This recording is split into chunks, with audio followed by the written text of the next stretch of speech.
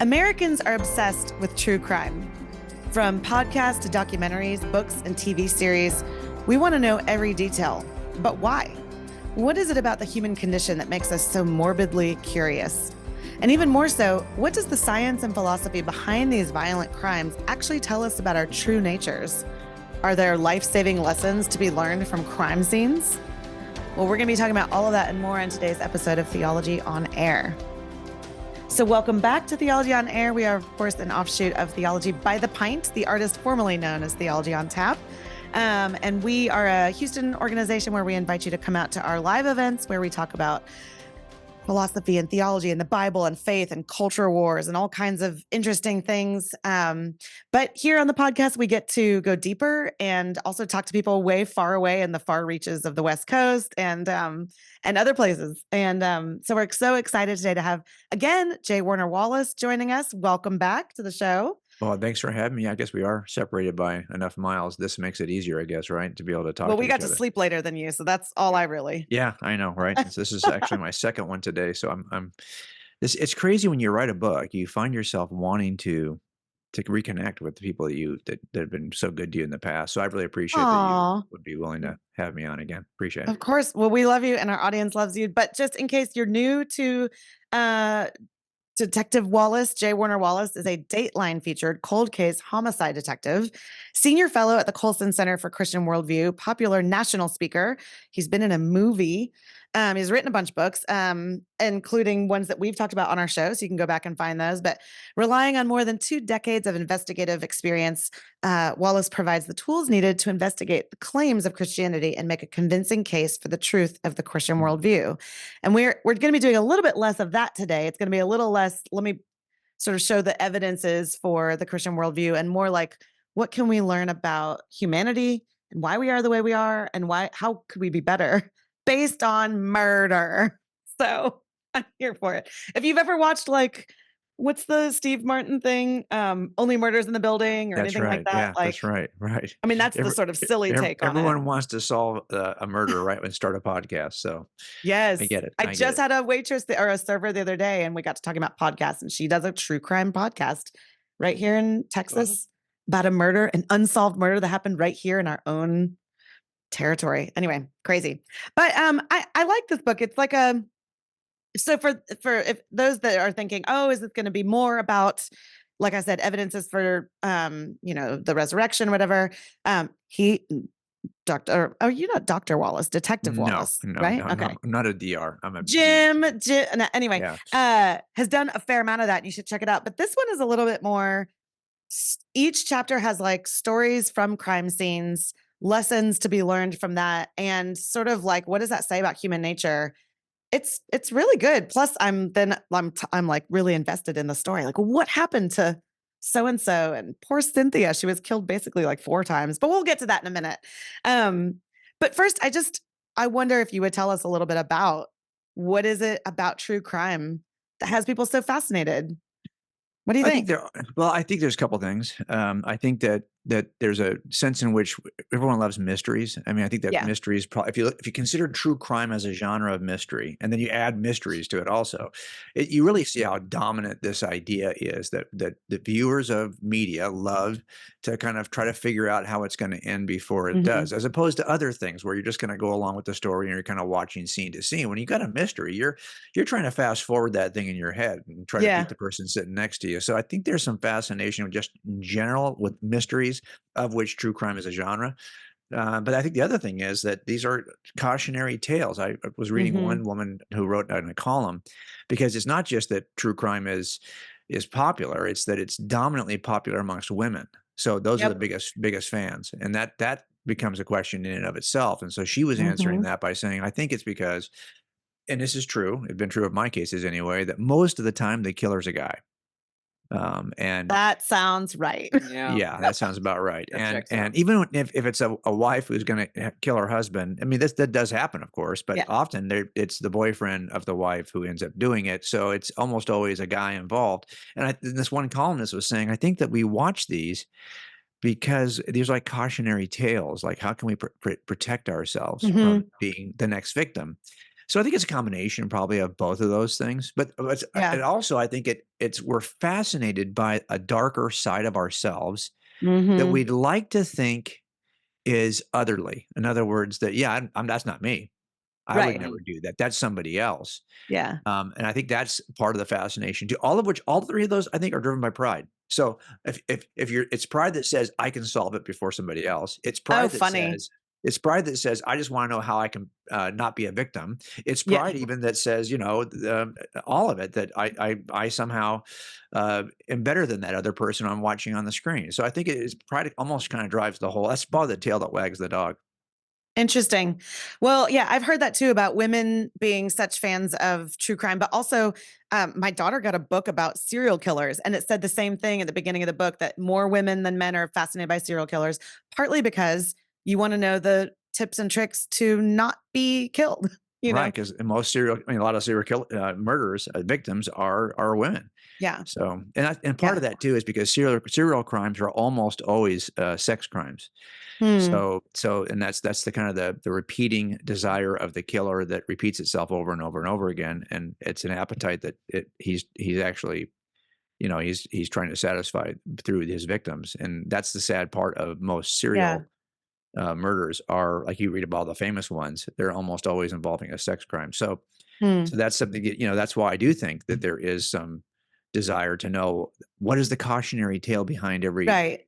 and that's what this book is really about. It's about trying to say, look, if there are cautionary, now isn't it interesting that what we're seeing is that people will watch these because they Hmm. want to know what did the victim either not see Right. coming, so I can see it coming for myself, or did the victim put themselves in a position where they could be more easily taken advantage of? Like, what can I Hmm. do differently? Now, what Hmm. I've discovered is that's fine for people my age, because if I was to say, hey, if you just don't do this, and when I was raising my kids, I would say, if you don't do this, you'll be okay, but just don't do that. Don't walk down the blind alley in the middle of the night Sure. in the dark without anybody else with you. Take the lit side of the street and stay with your friends. Okay. Yeah. Now, I noticed that when I'm talking to people, though, who are like Gen Z and millennials, it's almost like they'll say, "Well, are you victim blaming? Are Yep. you saying that the person who is the victim in that crime did something to?" No.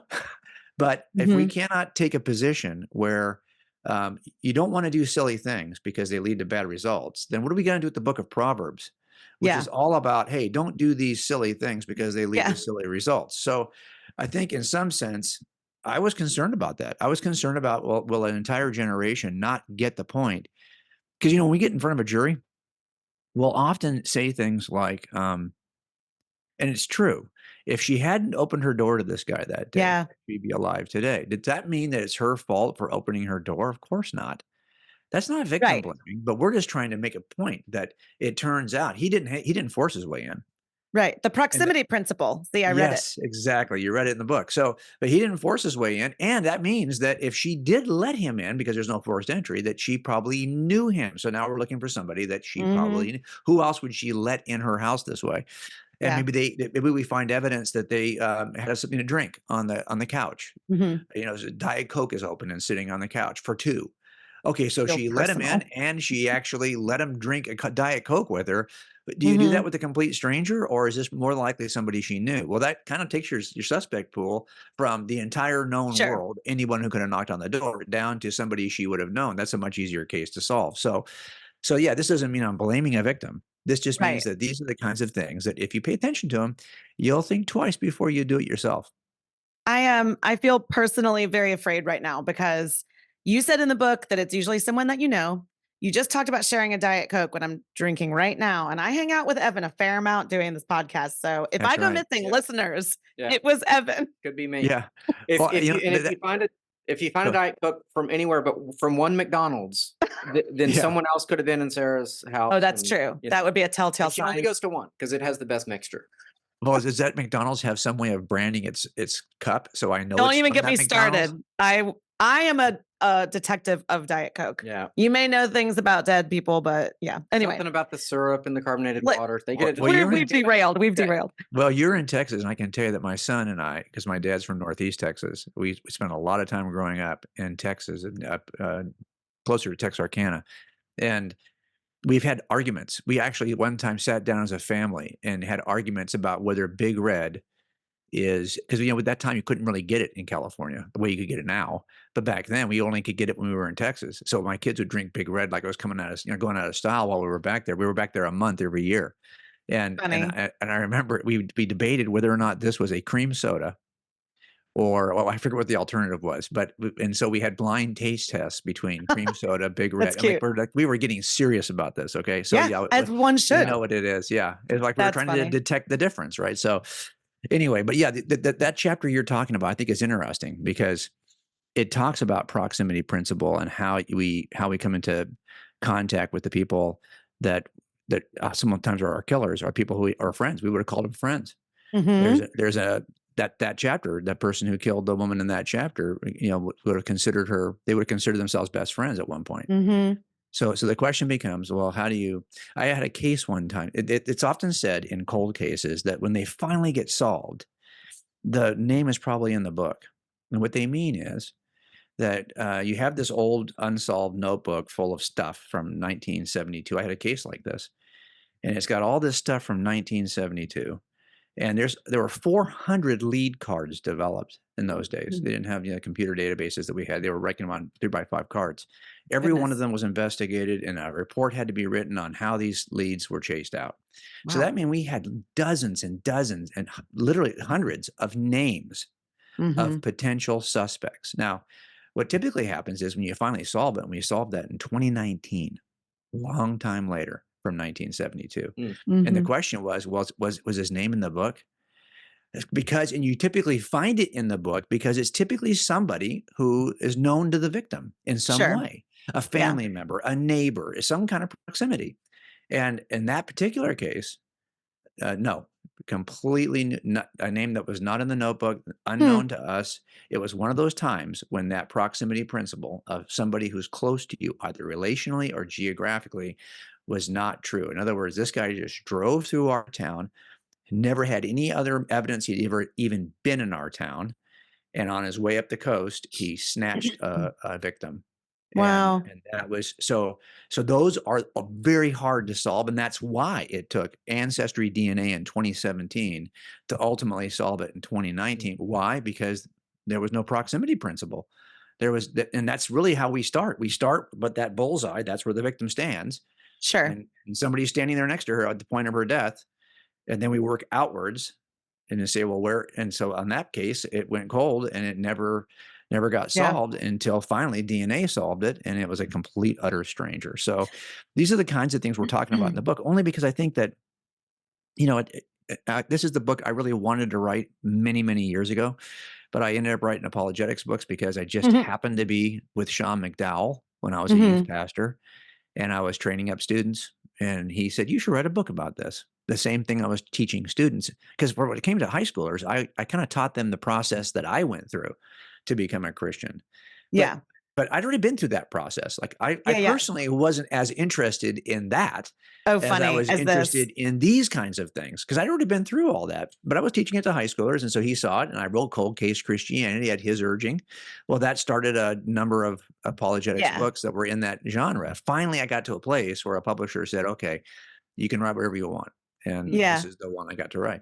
Well, so speaking of the proximity principle, this book is not just a how-to of like not get yourself murdered and, figure out who done it kind of thing, but it's also to use that one as an example, like to explore things like friendships and who you let into your life. And so then exploring things like community and what is true friendship and what do we think is friendship, because we perceive in the age of social media, we have a million friends, but they're not really your friends. What is friendship? What is community? And so it's just a fascinating book because it's for each of the, questions or principles, there's sort of how can I flourish?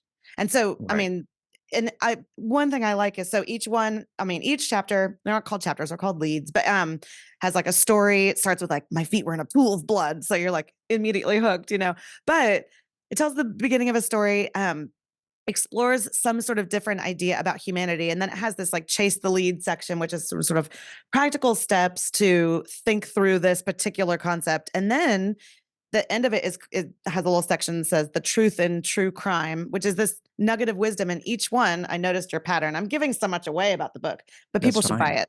That's fine. It always says you were created to ... So maybe you were created to live in community. You were created to be saved. You were created to overcome, whatever. And I love that. So you could read this book and actually, even if you don't like true crime or you're not worried about being the victim of a crime, you can change the trajectory of your own life just as you relate to God and others. So it's great. But so I want to kind of go to this idea of, you talk in the book a lot about human nature and what makes us flourish. So maybe give us a few thoughts about, you've kind of talked about why true crime reveals these things, but what does make us flourish? What are a couple things in mind? So you haven't gotten to this section yet, but the very last section is, oh no, I skipped ahead. Okay. So I love the chart at the end, if that's what you're going to talk about. So that diagram shows 15 things that modern research demonstrates that if we as humans will simply embrace these 15 concepts, that we'll flourish and we'll flourish at a higher level. So if you just look, and it turns out all of these are revealed in true crime cases, because of course they're true. They're true about our nature. And they're also all very ancient principles that are on the pages of the New and Old Testament.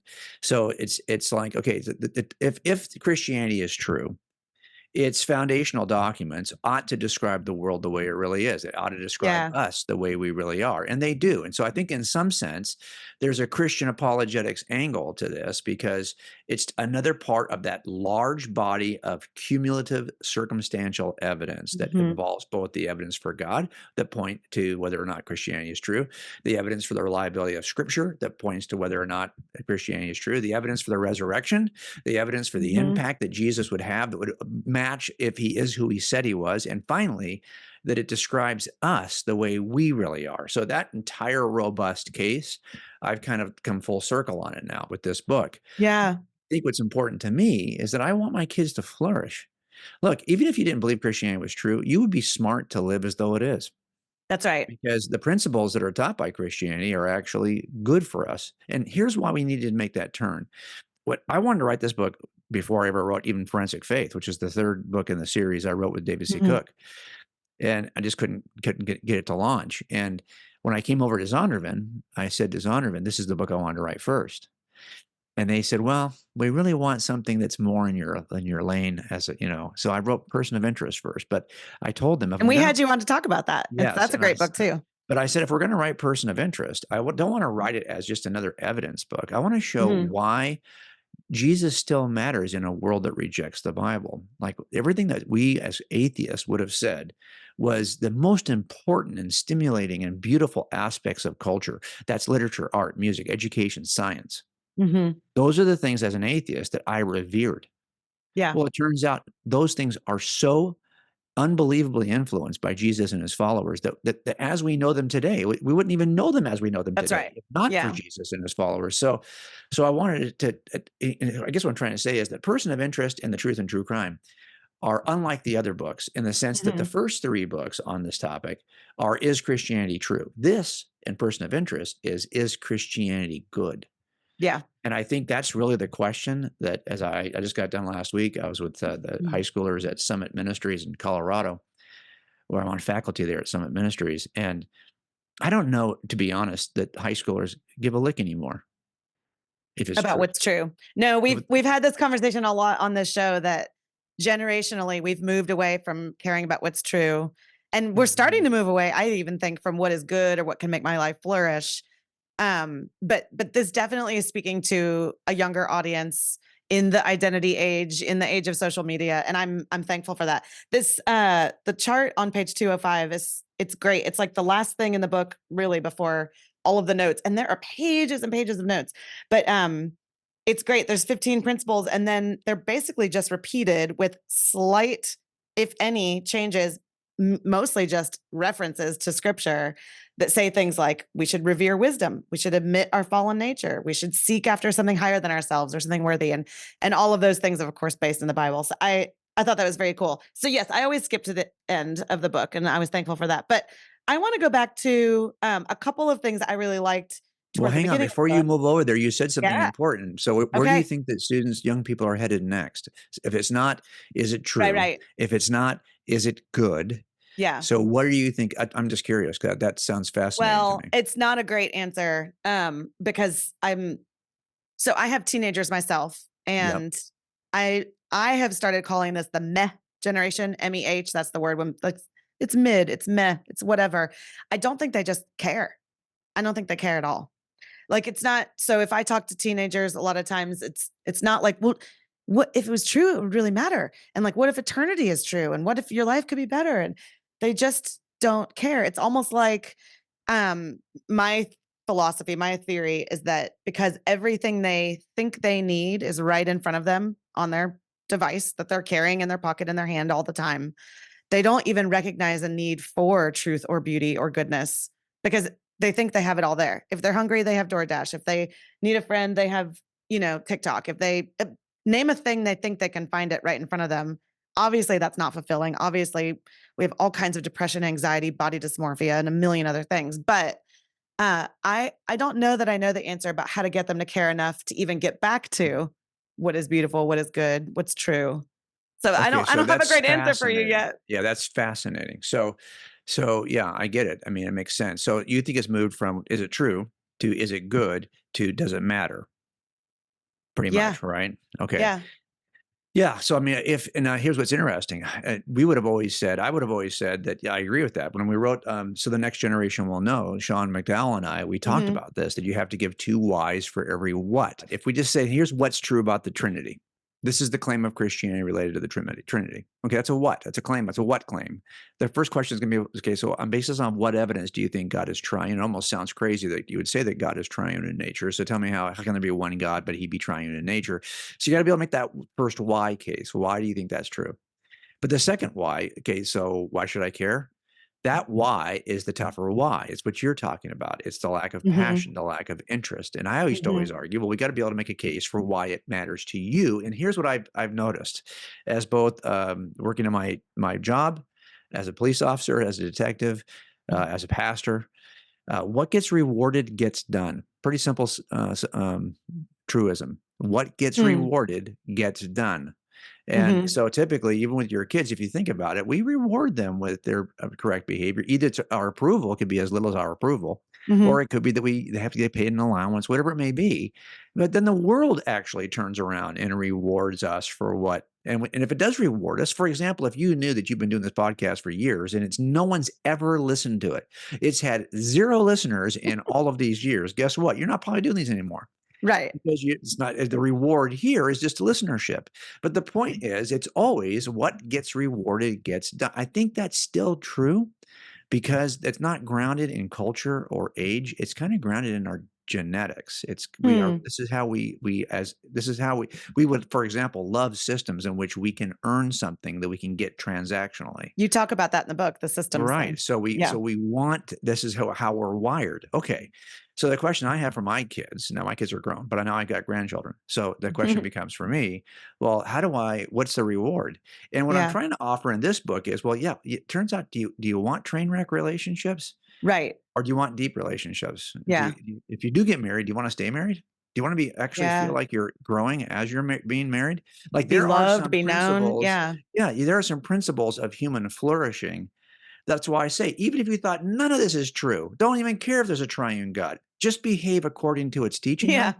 Then it turns out there's something in Hey it for guys, you. Sarah Stone here. Sorry to interrupt what I'm sure is a riveting podcast episode, but Theology by the Pint needs your help to continue providing these podcasts, offering our in-person events, and growing so we can bring thoughtful conversation and the hope of the gospel to a world that's increasingly walking away from church and from faith. Now that we're a 501c3 nonprofit, all donations are tax deductible, so we've crunched the numbers, and if each listener of this episode gave just $1 for each episode you listen to, we'd put a huge dent in our annual budget. So consider giving today. Go to theologybythePint.org/give and click the link to donate. Thanks so much, and now back to our show. There's a right. reward in it for you because whatever Yeah. you're experiencing now that's just driving you to the phone to begin with is so artificial. And I know. trust me, it will eventually get old. No, I know. Preaching to the choir here. Yes, and I don't even know sometimes that this is me too. Look, I'm the kind of person, I'm basically at nature or creative. So my bachelor's degree is in fine art. I have a master's degree in architecture, and I left architecture to become a detective. And I can tell you that I was pretty unhappy after about 5 years. I could do the job about 5 years, and I thought, that's like there's nothing creative here. Hmm. Right? I mean, it's just it's responsive. You're responding to something. It's Mm-hmm, reactive, mm-hmm. but it's not creative. I started a band of all props, believe it or What do not. you play? I played guitar, but then later on, when I Okay. became a Christian, I started playing bass because there's always guitar players. There's never bass players. So I started playing bass. But the point was, I was trying to find a creative outlet, and really until I started tinkering with cold cases, and it's one of the reasons why I did. One of the first things I did was open a case and look at it forensically with forensic statement analysis. And why? Because forensic statement analysis is not a science. What is It's an art. forensic statement Oh, that's analysis? just where it's kind of like textual criticism, where you're looking at certain aspects of a written document and trying to discern from those aspects of the document some hidden fact or something that can make you better interpret what the writer was really saying, or if the writer Okay. had been influenced by somebody, or if the writer was lying. Yeah. All of This is that, how they right? caught the Unabomber. Textual for like it was verbal or linguistic forensics. But yeah, I should anyway. learn more about that case. But here's why I was involved in that, because it's an art. It's not a science. And Okay. you can definitely be wrong.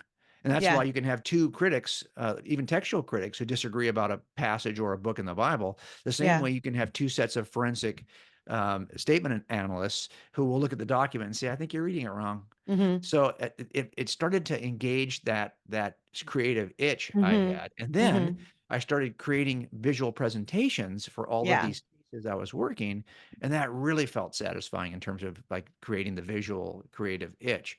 But I And you think that do all of the sketches that are in the books too, right? right, so I get to do my own Yeah. diagrams, and so but writing Yeah. is creative, so that actually scratches the itch just fine. That's But true. the point is, yeah, I think that if we can convince students that there's something in it for them, I think we're starting to Mm-hmm. move in that. But see, then but maybe you're right. I mean, maybe the fact that Christianity is good and offers something good for people who believe it's true, maybe that won't be enough. Maybe we're getting to I don't know. I am curious to see, and I always Yeah. wish I was maybe 10 years further downstream so I can see where we're headed. Because then you would Yeah. know like what's going to be effective today. And I just don't know. I think the one thing's going to change everything, guys, is AI. I think ultimately AI is going to replace all of us as content creators, including authors first, because the very easiest thing to replace is the written word, because you can see this happening already, that people are Yeah. using AI to write their papers. And but the next thing will be two-dimensional graphics. And I can see that the young man who runs my YouTube page, he's been using thumbnails that he's creating with AI. Hmm. Okay, so this is so I think that eventually we're going to be so distrusting of anything we hear or Yes. see that it won't be these kinds of things that'll be of value. It'll be person to person contact will Yeah. become the highest value, because you're only going to know for sure you can trust that anyone said anything Yeah. if you actually were with them when they said it. Well, Because as we think about this next generation and what will sort of awaken them to even want to have these conversations, one thing I have noticed is when they have an experience where something doesn't work the right way. Trying not to interesting. out my own children in this, but just either a relational experience with someone that's very selfish, or their own personal anxiety or fears or whatever, where like there's a rock bottom kind of moment, and then you cry for help and help turns out to be there. And I think we're actually doing an event in July about identity and gender. But this idea about identity, which is where I want to go next in the question about the book, is we live in an age where you can curate your image. You absolutely can curate the image you give to the world. You can tell the Yeah. world all the things you want to tell it and not tell it what you don't want to, especially on social Mhm. media. And I think we've tricked ourselves, especially the younger generation. I sound so old when I say the younger generation, those whippersnappers, but we've tricked ourselves into thinking that because you can curate your image, you can actually curate your identity. Yeah. And that's just not true. Like identity is something that's discovered. It's not something that is created. It was created, but just not by you. Right. So I Right. appreciated that one of the first chapters is talking about this idea about identity. You talk about your own story being like a young detective, and you talk about how ancient people tended, and they had this right, that they looked inwardly for definition and purpose, but then they took an outside-in approach and adopted the identity provided by the world around them. And it goes on to talk about what is identity, who is it? But this is the part that I really loved, because you were talking about you were retiring as a detective and kind of being feeling a little bit lost. And then you wrote this: I simply didn't want to submit my identity to God. And that struck a chord deep, right? That we all feel that, and you said, but here's the thing: God doesn't ask us to stop being us to be known as his. God still recognizes our unique gifts, abilities, and attributes. So God-centered identity recognizes my uniqueness without allowing it to separate me from others. And I love this idea. It's beautiful. This, you talk about, and I want you to say more about this, but that we've moved from an information age to an identity age, but we don't know how to find our identity. We think we can find it by looking inside, but that leaves us wanting. And so maybe talk a little bit about how identity, that's sort of the first step you decided to take in this book, to think about how our own human nature leads us to truth and flourishing. Yeah. And that's something that I struggle with, that story in that chapter about retiring. I didn't think I was going to struggle with it. I think most of us who work in law enforcement can't wait to get the heck out of this stupid job. We feel like it's killing us, and we need to get out. And most of us who get out end up retreating to some part of the country where we never have to talk to people ever again. Now, I didn't feel that way, but I was looking forward to the end of it. And then I get there and I realized, man, I'm a was. My son is an is. And he's still working. I worked the last day with my son. It's hard to see, even to recognize that you age, to see yourself in the mirror, like that you're no longer the person you were last year. Yeah. Like if you're not careful, this can get crazy. And the two ways that we typically form, and I'll just say one more thing that probably is not highlighted as much as it should be in that chapter, because there's another chapter later on, it talks about overcoming trauma. And here's what I've noticed about people who are involved. Tomorrow, we leave to go to Alaska with Billy Graham Association, where we're going to be doing counseling like we do every year. We'll be doing 6 weeks this year, with 4 couples a week, police officers who have been involved in critical incidents and now are so injured or so traumatized by something they saw that they feel like they're just now can't even function as a spouse, and their marriages are on the rocks. And the question is, well, how do we get from here? Like, what do we do with this trauma? Here's what I've noticed, and I wanted to write that chapter in that position because of my work with Billy Graham Association, because I noticed that it's an identity issue. That's where the struggle is. Here's what it comes down to: every time you suffer what you would call trauma, and I realize that's a controversial word even in the church these days. Do we want to admit there is such a thing as trauma? But the point is, anytime you suffer in some way, part of your suffering is that your identity has shifted on you. That you think, well, I'm not, no one's ever had cancer. I'm not going to get cancer. No one's ever had cancer that I even know in my family. Then you get cancer. I'm not going to get divorced. No one gets divorced then you're divorced. In other words, you start to see yourself differently. And that shift in your own way of seeing yourself becomes part of the trauma. Now, it works also in the other direction. That not only does trauma and suffering cause an identity shifts cause trauma and suffering. It works in both directions.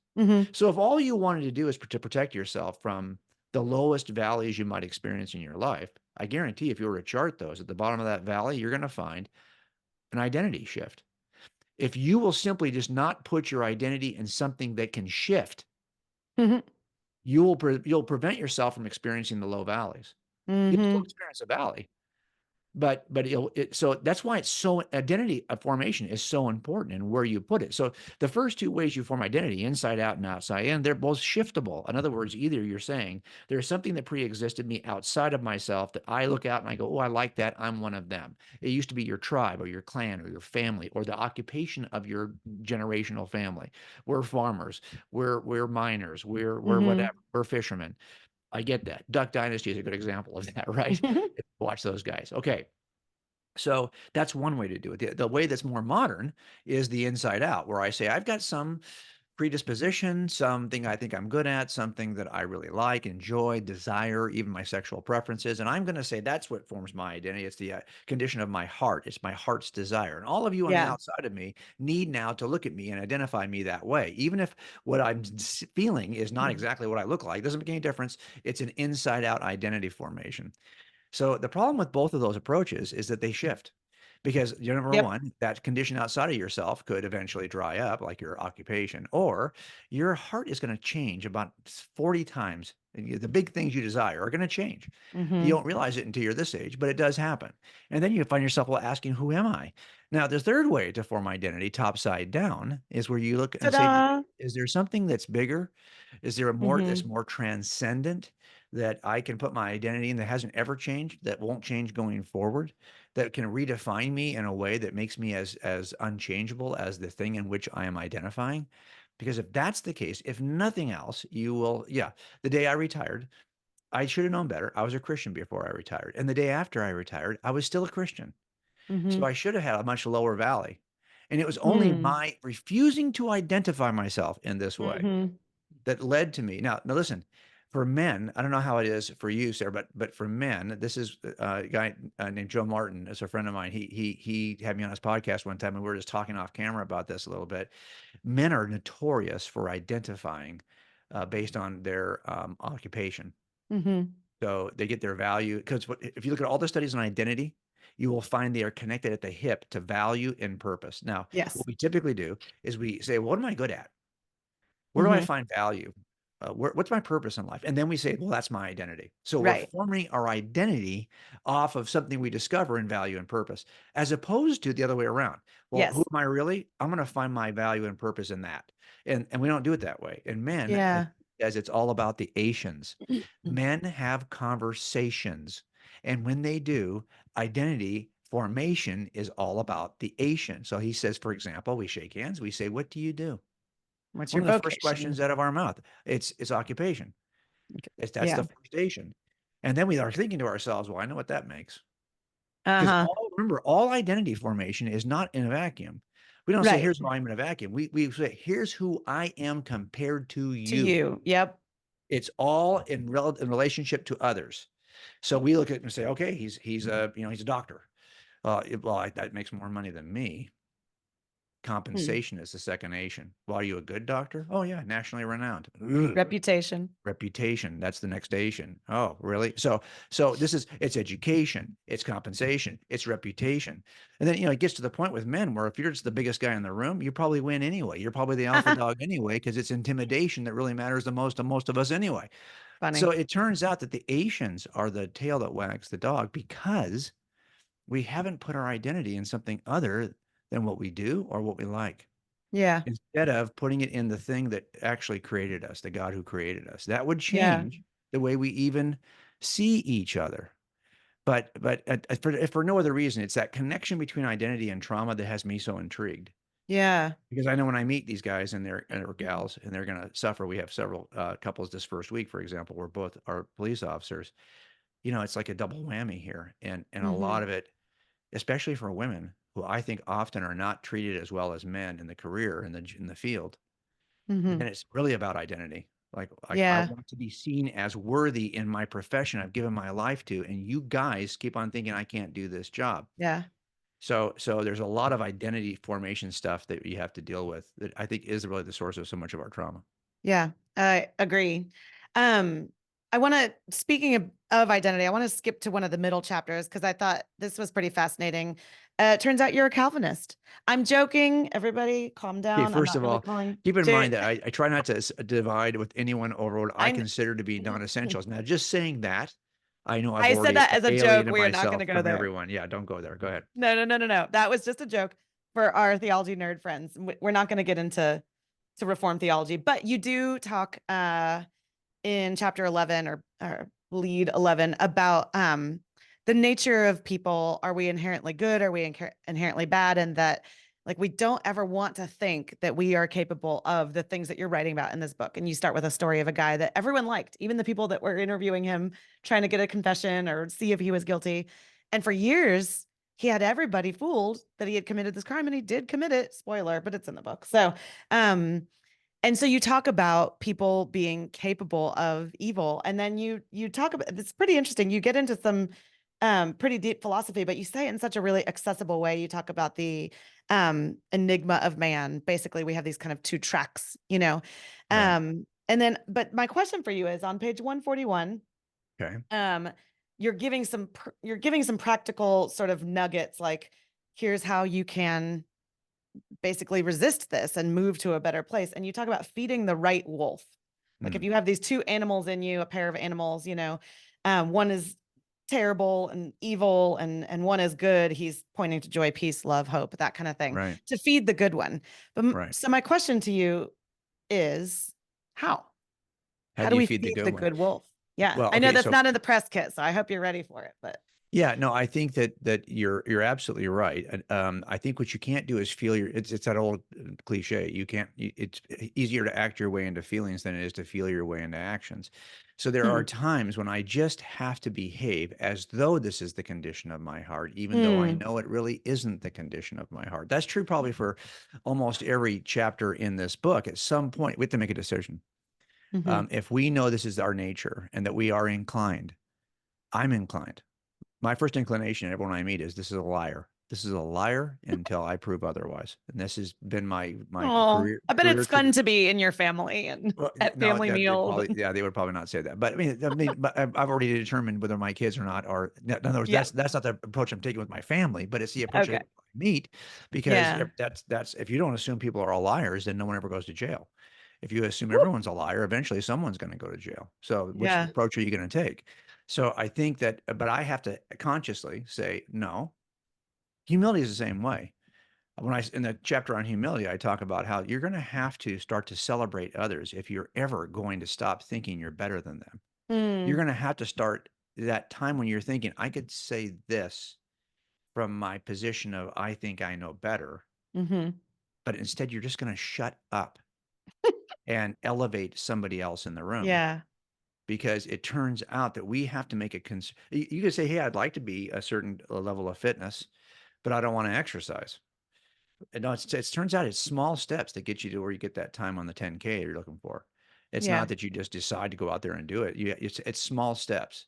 And Yeah. that's what I think we have to do, is make small steps. So how do you feed the side of yourself that is the good side, the good wolf? Is, Yeah. well, you have to look at that list and say, well, am I doing any of that? If I had a recording of my last 2 days, would you see any of that in me? If I got my video cameras off my rooms and started looking at them, would I see any of that? So it's a matter of changing your heart starts with changing your behaviors. And then it starts to become like, oh, I actually enjoy doing it this way. Yeah. I Yeah. enjoy taking this approach rather than this negative thing that's a negative approach I've always taken. So I think it's really a matter of exercising it consciously. This is why Yeah. it says in scripture, it doesn't say it's the renewing of your emotions that will change your life. You'll be transformed by the renewal of your will or the renewal of your relationships. It's the renewal of your mind. Yeah. It's rethinking. So I think a lot of it's going to have to start with, and I think there's some science to this because neural Of course pathways there is. Yeah. yeah. So you just need to start digging new trenches so the water flows the way you want it to flow. And that comes from just exercising these things, even when you're not feeling it, because you're digging a trench. So Yeah. hopefully the water will flow in that direction. Okay, I'm going to ask you another practical question while I have you here. In one of I mentioned this earlier, poor Cynthia is another character in the book who was killed. You joke that she was killed 4 times over. Obviously, she was only killed once, but there was many methods. You'll have to read the book to see. Someone was not happy. It turns out it was connected to a friendship gone awry, and she thought someone was her friend, and that's where you got into the whole proximity principle thing. But I'm curious what you've learned about the nature of quality friendships, but also, like, just practically speaking, how does one, and I've experienced this in my own life in the last several years, realizing friendships are so much more tenuous than I think they ought to be. I've experienced losing friendships or thinking someone was a close friend and then realizing they're not, or being surprised that someone's a closer friend than I thought they were, or vice versa. So how do you find and cultivate true friendship, the kind that lead to me not getting murdered? Basically, I want you to tell me how to not get murdered by Evan. I'm kidding about Evan. Evan's lovely. But What can you tell us about what you found in your studies about friendship? Well, okay, yeah, you can either be killed by your friends or elevated by your friends. Sadly, there's an entire spectrum in between. So the question is, what makes the difference? And there's been lots of studies done on this, and it seems that there are three things that researchers find, and I think they're interesting because they actually require theistic worldview in order to get these three things. And I don't think that most people who don't hold theistic worldviews believe that's the case, but they do. And here's why. It turns out that it's not just a large body of friends that will help you flourish statistically as a human. You will not flourish because I know 100 people. Mm-hmm. That doesn't really help. What helps is three things. A small number, that's the first thing, because it turns out that the kinds of friends that help you flourish cannot be you don't have 100 of those. You just Right. don't, because there's an aspect, because the second thing is they have to be deeply connected. And in order to deeply connect to you, you probably have to invest time that you can't Mm-hmm. invest with 100 people. Those 1,000 people on your internet platform don't know you at all. They are Right. not you're not going to come back at the end of the day and say, wow, I feel like I'm actually feeling better about everything because I've got 1,000 followers on Instagram. That's not the kind of follower we're talking about. We're talking about people who truly know you in a deep way. Here's what I mean. They are so deeply connected to you that they have permission from you to call you out when you're a jerk, and you will not walk away from them because they're that deeply connected to you as a friend. Yeah. Friends who can, as it says in Proverbs, can actually tell you what it is and how it is. Those are so much more valuable than people who just can can pay a compliment. Mm-hmm. For example, if you're married, you know that what is the purpose of marriage? I mean, it's marriage where I find my happiness and fulfillment so I can have my dream life? Or is it the place where I'm going to be so deeply connected to one other person in a covenant with God that I'm going to give that person permission to say and do whatever she needs to do to present me as the best version of me at the end of my life in front of a Mm. holy God. And I have the permission from her to say and do whatever I need to say and do to help present her to God as the holiest version of her that she can be. That's what this is about. And so friendships that can do that for you, they're so very, very hard to find. And they're rare. And they're going to be a small number of people like that. There's Yeah. there's the multitudes, there's the disciples, there's the three when it comes to Jesus. Well, it's kind of Yeah. true for us too. So the question then becomes, all right, so there's a third component though, because the woman who killed Cynthia was somebody who would have fit those first two criteria. They were very, very deeply connected, Mm-hmm. and we only had a few friends. This was her best friend, but she still Mm-hmm. killed her. So it turns out the third thing is virtue. So you need a small group of deeply connected, virtuous friends. That's the Hmm. secret sauce. But Yeah. here's the problem with virtue is that Yeah. virtue can be a moving target if it's decided by groups. And I've worked gangs, for example, where Yeah. virtue, what's right and wrong to do. Hey, if they came over yesterday and did that to us, they should know better. They know how the code works like this. If I do that to you, I'm not going to be upset when you do that back to me. That's how this Mm-hmm. works. Mm-hmm. But if you do that to us, don't be upset when we do that to you. Well, there's a whole Mm-hmm. code amongst thieves. So who gets to decide what's virtuous? Because if it's Mm-hmm. just groups, you're going to get all kinds of sideways. So there was a code of ethics amongst the group that Cynthia was hanging out with. It just wasn't Yeah. an objectively virtuous code. So it Yes. turns out that you would need virtue that's grounded in something that transcends groups. Oh, that turns out that theism is the best way to ground that kind of virtue. So if you really want the kinds of friends that will help you flourish, they're going to have to be friends, a small number of deeply committed friends who hold an objectively virtuous worldview, Yeah. where virtue can be actually grounded in something that transcends us.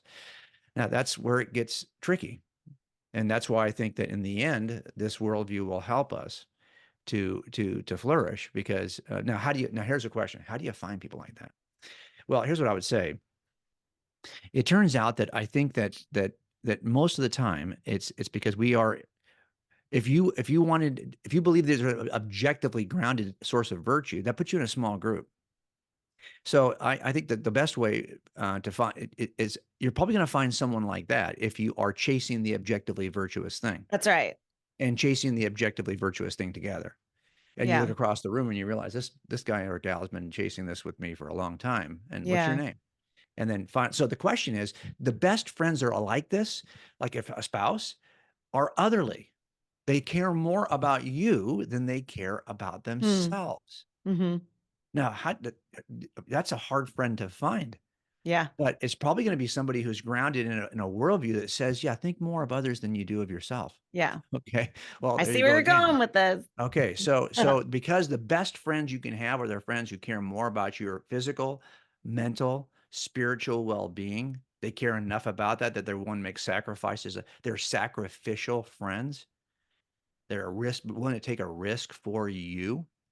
Well, that's something that should be easier. I would say this, though. There's a lot of us who are would say we're Christ followers. We'd identify as Christ followers, but we may not take that call very seriously.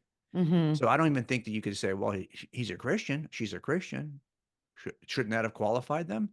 Well, I don't know. Do they think deeply? Are they committed? Are they surrendered to their view that is Right. formed by their Christian worldview? Because a lot of people aren't. And they really aren't, they don't behave much differently than the world that doesn't look at Christianity at all. Yeah. So the question is, that's why I say in the end, if you're looking for that kind of friend, you're probably smart to be in a worldview that grows up that kind of person. Yeah. A worldview and then a community of faith. Like, Right. because if you're serious about it, you're probably part of a community of faith, like Well, church. you know, when my son was single, I used to say to him all the time, because he's working full time and he's just buried and working graveyard. So he was get up in the morning, be too tired. You know, couldn't go to church. He had to be asleep and back to work again. Like his church schedule got all messed up. And Yeah. then I said, you know, you're not in a target rich environment right now, are you? You're just not. Like, where are you expecting to find this person? Yeah. It's certainly not somebody you're taking to jail. Yeah. So I mean, where are you spending your time where you're going to meet someone who embraces the worldview that you embrace and is chasing Yeah. the same God that you're chasing? Because it turns out that those are the people, you know, it's that cord of 3 strands. It's never Mm-hmm. broken. Well, you guys will just be 2 of those strands. The third strand will be God. It'll be Jesus. But if you're not in a place where there's even a third strand of that cord, what are you expecting to find? So Yeah. I think in the end, you know, you got to kind of consider this worldview actually can, because it's so grounded in sacrifice, the sacrifice of Jesus on a cross, Mm-hmm. the sacrifice of putting ourselves below others that we ought to love as greater than ourselves. This view, this upside down view, you know, I Mm-hmm. used to think, I was telling Susie this last night before we went to bed. I thought, you know, I think that we are so quick to divide the world between good people and bad people and right people and wrong people. It turns out the entire world is divided between the proud and the humble. It's as simple as that. Hmm. And pride is what keeps you from God usually, because you think you are. This is what Satan tempts with. God Right. didn't You really could be say your own that. God. Yeah, he Yeah. doesn't want you to know what he knows. Okay, that's a Yeah. pride issue. Let me tempt you through the avenue of your own pride. Yeah. It turns that you have to take a position of humility before you even enter into the worldview of Mm-hmm. Christianity. Right. So the It's world is surrender. It's divided, not really submission. between the good and the bad, because there's no one really good.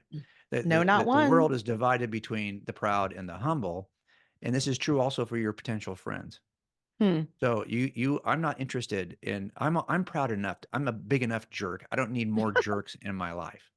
So That's it going to be turns the out I'm soundbite we take out and yeah put on Instagram. I'm a yeah big jerk. Jay great. Warner Wallace, come listen. I'm kidding, obviously. Yeah, but I mean, seriously, that's what it comes Mhm. down to. And most, this is why I don't think I was ready to write a book like this until I get to this age, because I think that a lot of the stuff that you see there as a parent, you're learning so much right now. Mm.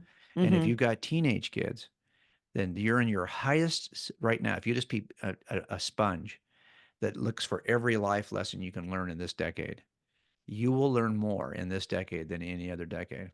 And if you Yeah. weren't qualified to write something before this started, you will be when you're done. And that's one of the things we talk about with wisdom, is that wisdom for the most part involves, you said that you said something so smart when you said about at your own, you know, your experience with the next generation is that often it's their failures that will wake up an opportunity to maybe head in a Mhm. different direction, that are the most um, kind of like say, hey, maybe I should pay attention to this because I just failed in this area. Well, Mhm. that's very true in terms of wisdom. That age appropriate mistakes are one of the keys to wisdom, and failure is a key to wisdom. It Mhm. always You talk has been. about that in the book too. Yeah, that's a different chapter of the book, but that Yeah. chapter is, I think, important because we need our kids to say it's okay to fail if Yeah. on the backside of it we learn something. Sure. So that's why I say age appropriate. So if you mess this up and you're 14 because you didn't know how to navigate a relationship and you didn't see this coming, well, now you've got no excuse to mess it up again at 16. Yeah. That's the mistake you make at 14. But now you know Yeah. better. Don't make that again at 16, because now you're on the road to just the opposite of wisdom. You're just going to keep on stubbing your toe over the same rock because you won't move it. And now you're a fool. Yeah. Yeah. So now it's why, yeah, it's true that I can step in that pool of blood as a brand new homicide detective, but I Right. better not step in it 10 years in, Right. because they're gonna fire me, or they're gonna move me off that detail. Yeah. So it turns out that it's okay to make age appropriate mistakes, and Yeah. that's a great opportunity right there to enter and say something. It's when Mm-hmm. we and Mm-hmm. it can be received one I've had it received both ways, right? Like it's like, oh, good, that helps me. I won't do that again. Or like, really, yeah, thanks for kicking me while I'm down. Yeah. Yeah. So Yeah. so you There's have to a be careful how you, gentleness that, yes, yes, yeah, for sure. fine line. Well, Yeah. I had two more questions I want to try Yeah, to get to before go. the end. Yeah. We're running out of time, so I'm going to try Yeah, to no problem. combine them. Yep. We'll see if we can do it. I wanted to ask, and I think you've talked about this on our show before, but you talked about how there's three important motives for misbehavior. Like, some people are more motivated than others to commit a crime. Sure. But you discovered these three important motives. I want you to speak to that, but then you also, you in all of the chapters, I think, but holistically, you get to this idea of the importance of hope. So I'm hoping you can tell us these A little bit three about both. important Yeah. motives, but then where do we find hope in this process? Not just to not be murdered, but just in life. Yeah. Well, okay. So a couple of things. I would say that, and the story I use here that I think is the most powerful for this is a story about worship, about misplaced worship. And it turns out that it's always the same three things. Or if you had a goal, an Olympics of stupid reasons to do stupid things, that's the Olympic. Okay. Now we're going to give awards. We're going to give a gold, a silver, and a bronze for all the stupid reasons why you've ever done anything stupid. Well, I think the gold is going to be the pursuit of power, because it's a huge group. It's very subtle. We don't think much of it. It's when our comfort is more important than anyone else's comfort.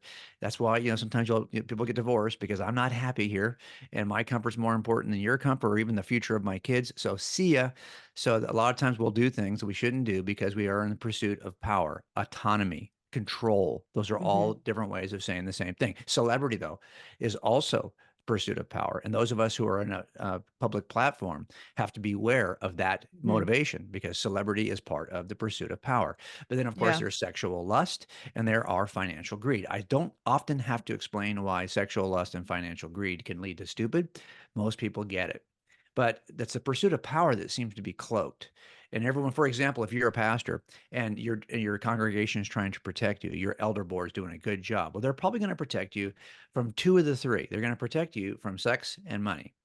I get it. But they are not going to protect you from celebrity. As a matter of fact, they want you to have a podcast That's and a right. TV show if you can, and a huge congregation, and have a book deal. And why? Because they want to spread the gospel. And so that celebrity thing, though, is the pursuit of power thing. And if you scratch that itch, eventually you'll make some money, probably. And then eventually someone's going to come knocking on your door. And you find yourself falling because it's impossible to scratch one of those three itches without eventually scratching the other two. So don't scratch any of them. That means that we have to figure out a way to, we all want to cultivate. I say all of this about celebrity as I've got a wall behind me filled with awards. So I'm a walking contradiction. And why? It's because we have to navigate the fine line between trusted authority, so that someone thinks, oh, maybe that's interesting. He might know something about that. Like earn the right to be heard kind of thing. Yeah. Yes, earn the right, and celebrity. And that line is very fuzzy. It's very thin. And we have to be careful not to step over the line from trusted authority to celebrity. That's the bigger problem. And so I have a chapter in this book, a couple that really deal with these kinds of issues. But the one on misplaced worship is really the one I think that covers it the best. But you mentioned something about hope. And we talked about that Olympics for all stupid behavior and what drives stupid behavior. And I remember a partner of mine, it's the last chapter in this book, talked about how if you stay in this job long enough, you will see every kind of stupid that you can possibly see people do. And you do. You see every kind of stupid. But it turns out that the gospel is actually the cure for every kind of stupid. It ought to give us hope. The chapter before the last chapter also talks about how sometimes hope is tied to what we think is going to happen to us long term. It's fascinating to me. There's a body of research now called terror management theory that just talks about how it's our fear of death, our mortality salience, and our death anxiety that cause us to have anxiety, and they actually claim that this is the tail that wags every decision we make during life, is because we're the only species on planet Earth that is aware of its shortened life. We know when we're going to die. Other animals just know they're not feeling great, but they don't know that they're, a breed of dog that is 14 when that breed usually lives to 10. They Right. don't know that they're 4 years over their lifespan. We do. You get to a certain age, you're like, yeah, I'm on the back 3 and I can see the clubhouse and I know it's not far. So it's like, okay, that's different. And we start thinking about the fact I can see the clubhouse. And then it starts changing the way we behave in the world. And this kind of anxiety, it leads to hopelessness. It turns out, though, that the worldviews in which the studies call it this, they'll say it, that present a persisting self, people have less death anxiety. And so it turns out if you're somebody who holds a worldview that says that yourself, as you know it today, Continues. with your memories, your friends, your relationships, will continue beyond the grave. That's not true for atheism, of course, but it's not even true for a lot of kind of Near Eastern or Middle Eastern or Eastern religions, in which either you're reincarnated or everything's an illusion, or moksha or something. So the reality of it is this persisting self is huge. And it turns out that the cure for every kind of stupid, whatever that cure might be, it's going to have to be a cure for sin, because what's driving every kind of stupid? Sin that's driven by sex, money, and power. Power, sex, and money. I remember. Yeah, so that's the sins that we create. So it's going to have to be a cure for sin. And now, which worldview offers you a remedy for sin? Not that this is it's the biblical worldview. It's the gospel that says, yeah, everyone hears this. Do you realize all the stuff you're doing is all sin? I love how Luther used to put it, and he'd talk about how we are so inwardly turned that even when we do good things for moral purposes, for, at least they have moral outcomes, we're doing them for the wrong reason. We're doing them because, and so even that's not even virtue. I mean, that's just us serving ourselves, hoping to please God, hoping to please the people around us, hoping to achieve some practical end in our own lifetimes. This is not what it is to serve God. That's just you serving you. Well, so the only solution to this is going to be a worldview that is otherly, that takes your eyes off of you, and that it addresses the issue of sin. And of course, the Christian worldview does. And so it fixes and it addresses every kind of hopeless stupidness you can think of. And if it's marriage stupid, or political stupid, or international war stupid, or just school stupid, relationship stupid, friendship stupid, you name every stupid in every chapter in this book, it turns out the gospel addresses it, because they've been, and the gospel writers and the authors of the New Testament have been writing about it forever. By the way, you're doing an old man interview when you've got his granddaughter in the background screaming, so you might hear. I did not hear that, we have but our granddaughter here every day. So oh, that's just why this is the time of year. This is the time of life. I thought it was time to write this kind of book, and I wanted my grandkids eventually I wanted to empty some of this stuff out. So that if I never got a chance to say it to my own grandkids, if I'm too old or whatever, I wanted them to at least have access to it here. Well, I thought about, before we end, I thought about saying this after we stop the recording, just one-on-one, but I want this to be in the recording because I want our listeners to know. You talked about how there's awards behind you and you're a walking contradiction, but then you talked earlier about humility and pride. And I just wanted to tell you that one of the things that I've appreciated about you, and partly why I continue to follow your ministry and read your books and have you on the podcast, is because you probably don't even remember this, but a few years ago, we were planning the first podcast we recorded with you, and we had to reschedule it because my brother was dying. And my brother died in 2020, and it was just a horrible scene. I gave him my stem cells, and he still died. And so many people were praying for him. And I mean, it just really was a season of suffering for our whole family. And I said something to you about our family is going through this hard time, and so can we reschedule? And you, of course, said yes. And then you texted me on you're a famous guy, and you texted me and so now I have your cell phone number. So mwahaha, I will be selling J. Warner Wallace's cell phone number to the highest donor. Oh, great. No, I'm kidding. But just to say that you were praying for me and hoping that our family, could see hope through this. And that meant a lot, because we interact with a fair number of apologists and theologians that are nice enough on air, but off air, there was just a gentleness, a humility, we're both people. And I just really appreciated that. And I wanted to thank you for that. Well, you're very kind. I never considered myself much of anything in terms of this sphere. I meet people all the time who are apologists, who are far better prepared, theologians who are far better prepared. I just happen to have lived this life, and whatever I can add to it, I'll add to it. But I don't feel like I'm, one of the chapters in this book I wrote too was about financial independence. I didn't start any of this until I was retired with a pension. Yeah. So I never felt like I was building something.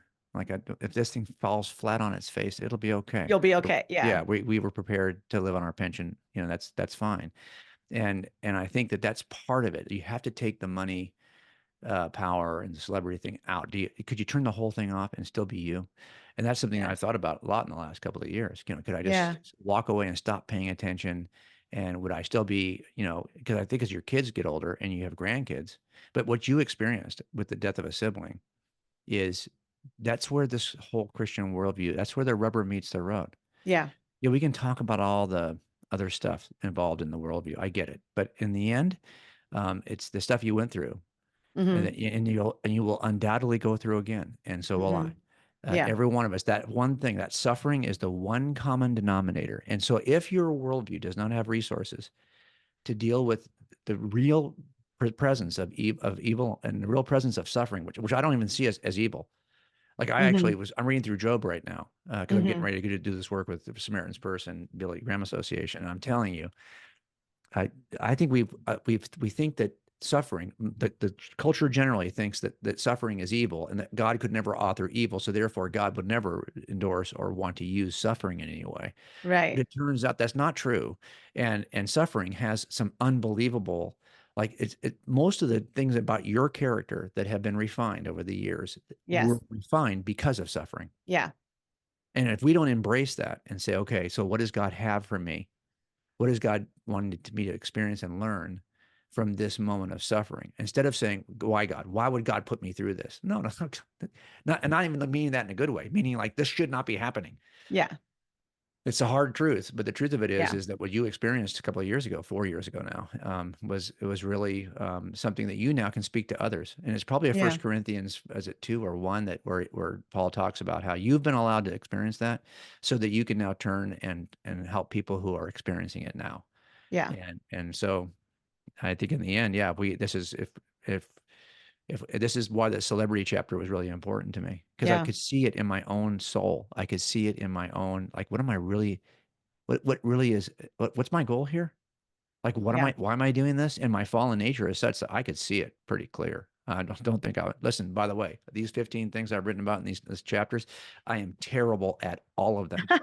These are not things that I do. But I don't do these things. I just know I ought to do these things. And so that's why, I wanted to write about them. Well, I appreciate that. And we love having you on, and maybe we need to get you back just to talk about suffering, another time. But for now, if people want to learn more about you and your ministry and things you've written, things you talk about, where can listeners find you? Well, our daily work is at coldcasechristianity.com. That's where we try to post 3 times a week. But this book, we've got a special site for this called thetruthinTrueCrime.com, because we're trying to give away a bunch of material along with the book. And all of that is available at thetruthinTrueCrime.com. Okay. Well, thank you again for being here. And until our listeners come back to the podcast and hear from us again, or come to an event, we encourage you, as always, to question freely, think deeply, and disagree as needed.